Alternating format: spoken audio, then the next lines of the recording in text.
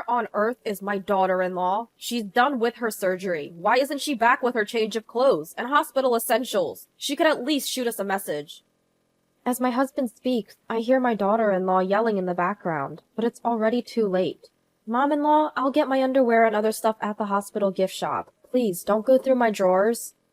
My husband has never been keen on visiting my parents' house since we got married, and it seems the same goes for my daughter-in-law. She and my daughter have kids of the same age, and whenever my daughter visits her grandparents, my daughter-in-law always tries to flaunt her standing. Yep, life's a handful sometimes. I'm living with my slightly older husband, along with my son and his wife. She complained about a sudden stomach ache and was rushed to the hospital. Thankfully, it turned out to be just appendicitis, so it's not life-threatening. My husband and grandchildren also went to the hospital. Once my eldest son arrived, I returned home to prepare for her hospital stay. Sorry, but I'll go back to the hospital tomorrow. That's what I told them, and it led to a shocking turn of events. Sure, marriage links two families together, and it comes with its challenges, but I think that's part of what marriage is all about. I couldn't bear the thought of someone arbitrarily making decisions and keeping it a secret. If this were feudal Japan, it'd be straight to seppuku. I sometimes can't help but think in extremes. I told them over the phone that I would visit the hospital, not on the day my daughter-in-law was admitted, but the next day. I needed time to emotionally prepare. Alright, let's get everyone on the same page. My name is Grace. I'm 62 and work as a freelance funeral service director. Different religions and sects have their own rituals, so it's actually a pretty challenging job, but it's work that needs to be done, so I take pride in doing it. My husband is slightly older, and we met through work. Back in my day, we didn't fuss about how much the other made or what job they had. I got married and had kids shortly after junior college. That's just how it was. Nowadays, I have a job and can support myself. I even find myself wondering, is marriage really necessary unless you're with someone special? My husband is a bona fide baby boomer. He thinks our generation has significantly impacted American culture and society. Maybe that's why he never helps around the house. Today, guys who can cook are popular, but not him. Even when taking care of his parents, he never helped, not even with encouraging words. So I was planning on divorcing him after his parents passed away. But we've spent so many years together, it's not that easy to just cut him off. My husband has retired from work and is now leading a relaxed life. It seems that he's become more mellow because of it. That's what I thought until my daughter-in-law came into the picture. Though he doesn't have many hobbies, he wanted to keep active and extend his vibrant years, as he put it. So he started going to the library. He claims that reading stimulates the brain and that walking around looking for various genres of books also strengthens his legs. But it seems like the only books he actually borrowed were at the beginning. I can only picture him nodding off in the library chairs. Moreover, he never helps with household chores, so juggling that with my job was quite tough. But things got easier when my son and daughter-in-law moved in with us. She's a homemaker, and I'm truly grateful that she helps around the house. My son and daughter-in-law got married 3 years ago and have a 2-year-old boy. The grandchild is adorable, and I can't help but spoil him, much to my own detriment.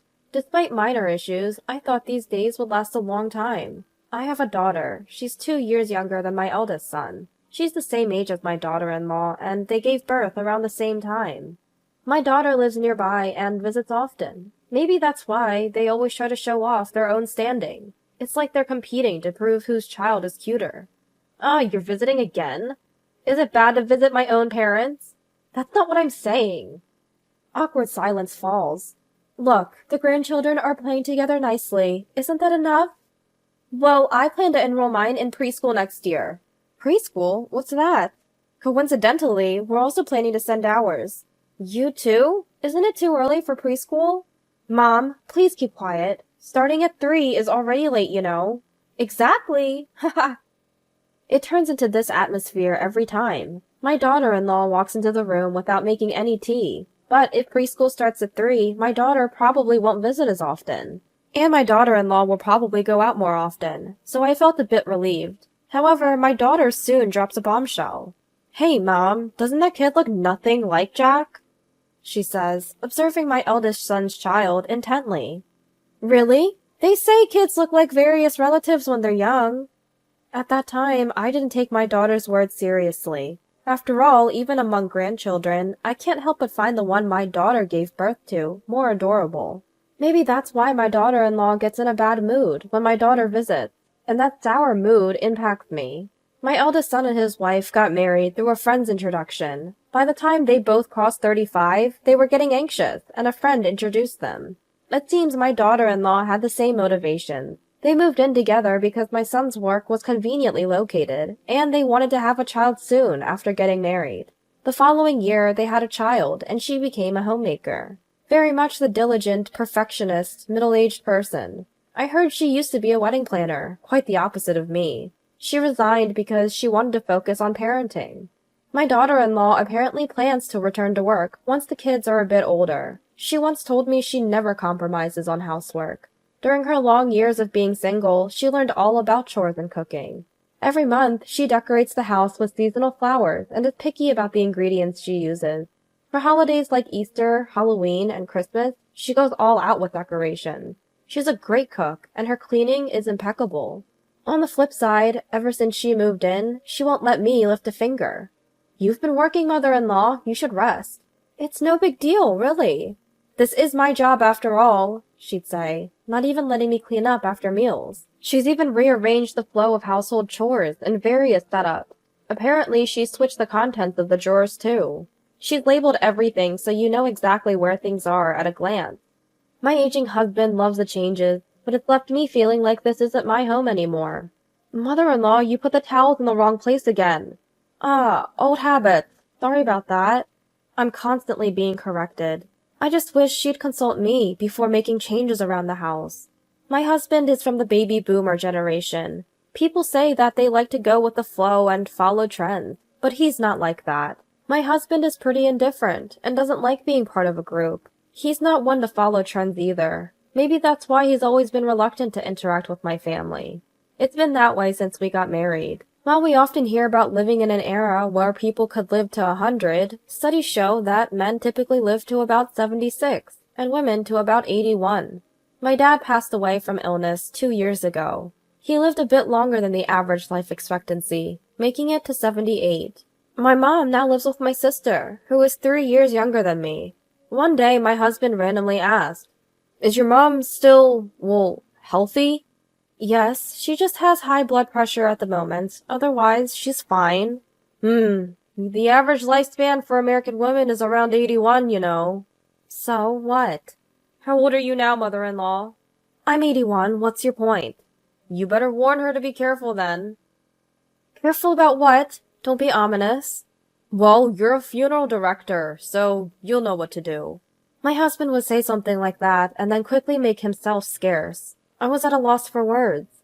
Flashbacks of my life with my husband flooded my mind. His lack of support in raising our kids, taking care of his parents, and even connecting with my family.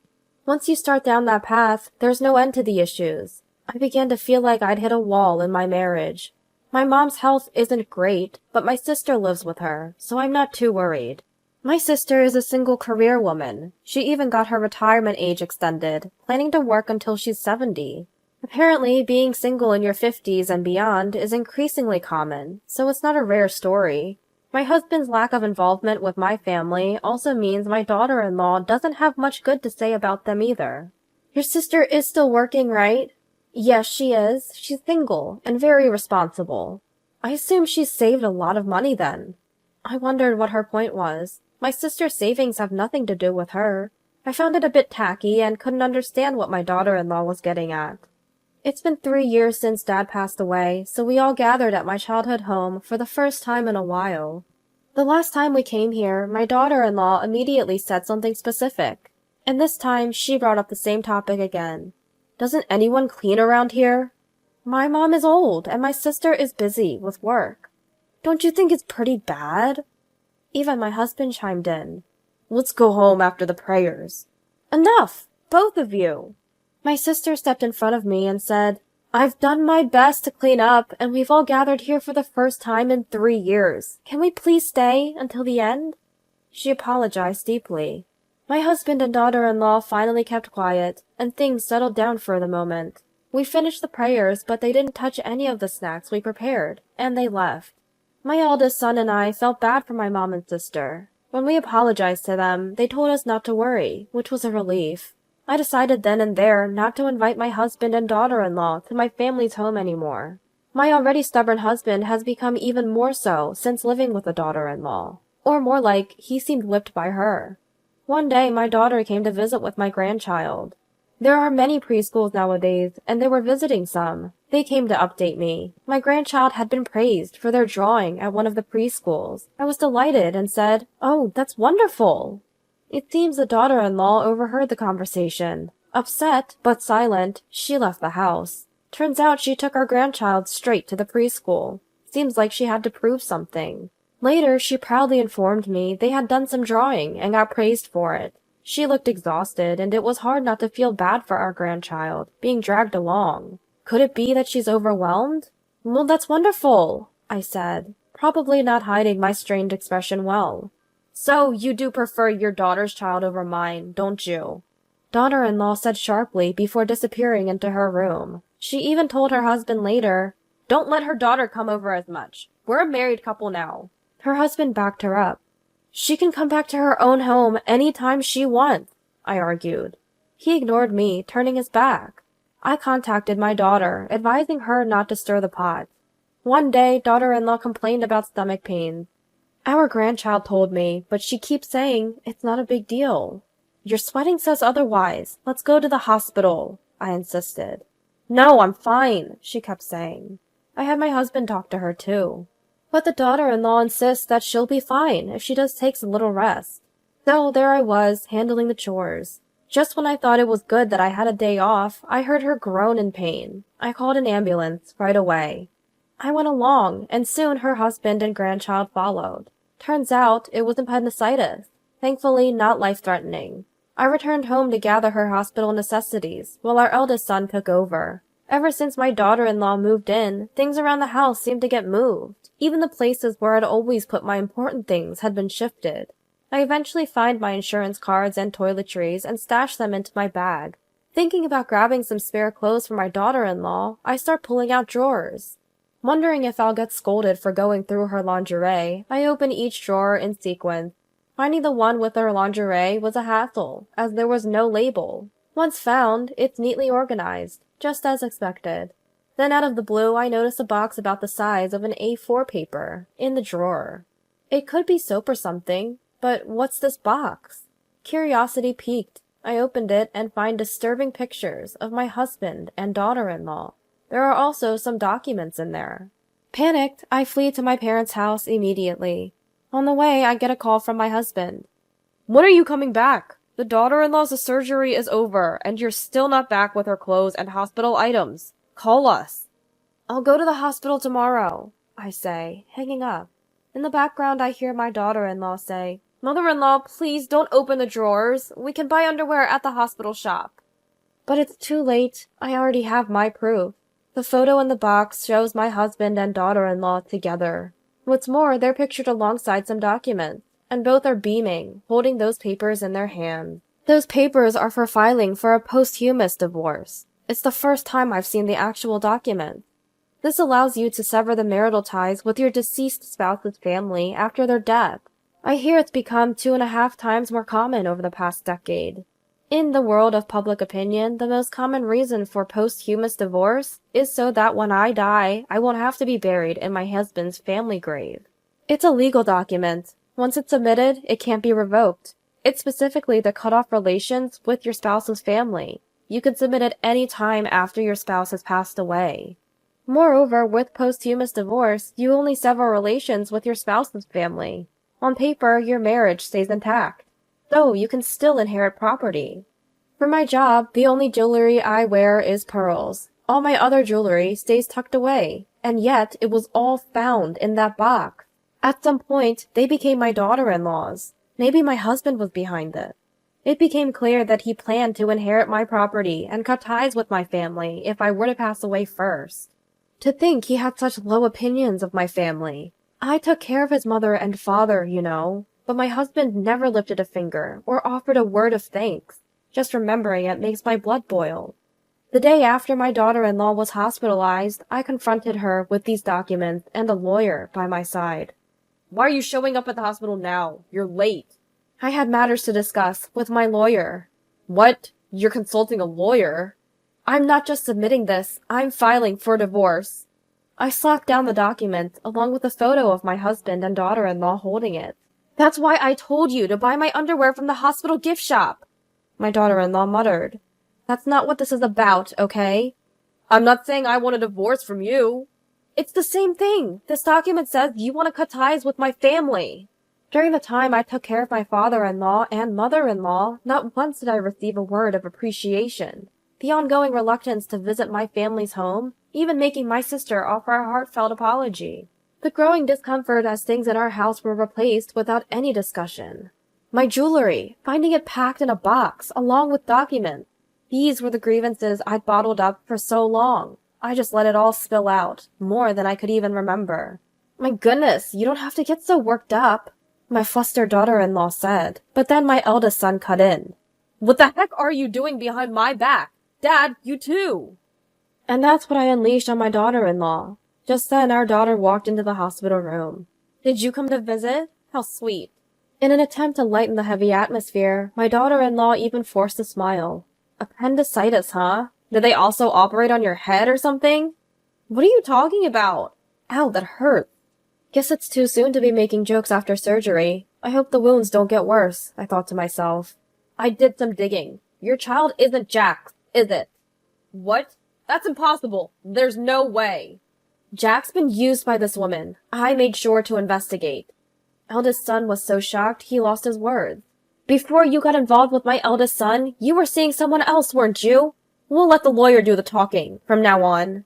I returned home and reached out to my daughter. Turns out she also had something to tell me. It was shocking. If the child isn't my eldest son's, then that changes everything. Seeing my distress, my daughter called in a lawyer. She left the room, taking both grandchildren with her. This was not a story for young years. Turns out daughter-in-law was already seeing a married man before meeting my eldest son. She met my son through an introduction, and they got married. When she found out she was pregnant, she wasn't sure who the father was, meaning she was dating both men at the same time. My daughter started investigating when she noticed the child didn't resemble Jack, and DNA testing confirmed they weren't related. She even had investigators dig deeper. Faced with all this evidence, daughter-in-law finally broke down. I never intended to deceive anyone. But you did deceive him. Why not keep going, as we have been? Husband, who's become quite friendly with daughter-in-law, seemed unfazed.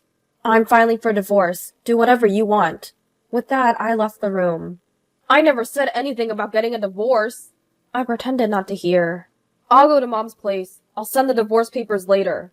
How could you? I thought we were truly happy.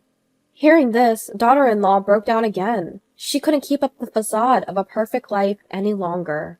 A concerned nurse rushed in. Is the wound hurting? Are you okay? And that's when the kind nurse said, It's not the physical wound that hurts, I thought to myself. Husband reluctantly filled out the divorce papers. He can't do housework to save his life. Daughter-in-law can't go back to her parents' home because she deceived my eldest son into having a child. I'd heard she even talked to a married man she used to date, but he paid her no mind and she's not receiving any child support. Probably that married man is dating another single woman by now. Life's tough just relying on my husband's retirement benefits.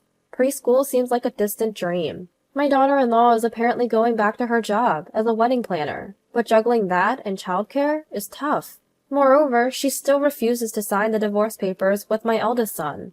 She probably thinks he'll come back to care for my husband when the time comes. Well, life doesn't always go as planned. She must want to have the perfect life. As for me, I'm still working as a funeral service director, while living with my mom, sister, and eldest son. My aging mom seems the happiest with a lively household. My eldest son seems a bit disenchanted with marriage, but I'm hoping he'll find someone new and good. I sometimes think that if I'd separated from my husband when I was younger, maybe I'd have another chance. Planning to make up for lost time by being dutiful to my parents. I'm also talking about maybe going on a trip with my sister, who I've troubled in the past.